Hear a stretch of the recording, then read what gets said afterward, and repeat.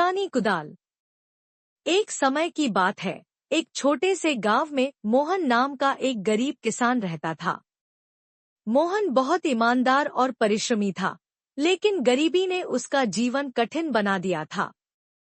वह रोज सुबह उठकर मेहनत करता, लेकिन मुश्किल से अपने परिवार के लिए 2 वक्त की रोटी जुटा पाता था।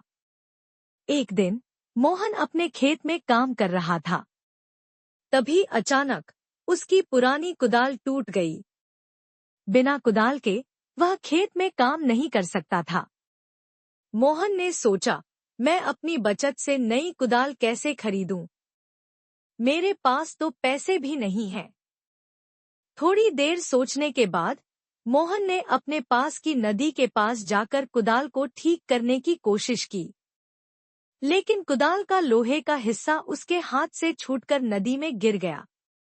मोहन बेहद दुखी हुआ और भगवान से प्रार्थना करने लगा, हे भगवान, मेरी मदद करो। यह कुदाल मेरे जीवन का सहारा है। तभी नदी से जल देवी प्रकट हुई। उन्होंने मोहन से पूछा, तुम इतने दुखी क्यों हो? मोहन ने सारा हाल सुनाया। जल देवी ने मुस्कुराकर कहा, चिंता मत करो, मैं तुम्हारी मदद करूंगी। यह कहकर उन्होंने नदी में डुबकी लगाई और सोने की एक चमचमाती कुदाल लेकर आईं। देवी ने पूछा, क्या यह तुम्हारी कुदाल है? मोहन ने ईमानदारी से कहा, नहीं, मेरी कुदाल लोहे की थी। यह सोने की कुदाल मेरी नहीं है। इसके बाद देवी ने फिर नदी में डुबकी लगाई और चांदी की कुदाल लेकर आईं। उन्होंने फिर पूछा, क्या यह तुम्हारी कुदाल है?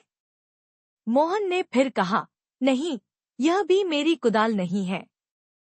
अंत में देवी ने लोहे की कुदाल निकाली और पूछा, क्या यह तुम्हारी कुदाल है? मोहन खुशी से बोला, हाँ, यही मेरी कुदाल है। मोहन की ईमानदारी से जल देवी बहुत प्रसन्न हुई। उन्होंने कहा, तुमने अपनी ईमानदारी साबित की है। मैं तुम्हें इनाम स्वरूप यह सोने और चांदी की कुदाल भी देती हूँ।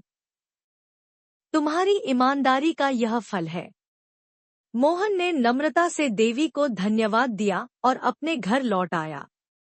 अब उसकी गरीबी दूर हो गई थी और वह खुशी खुशी अपने परिवार के साथ रहने लगा। ईमानदारी सबसे बड़ा गुण है।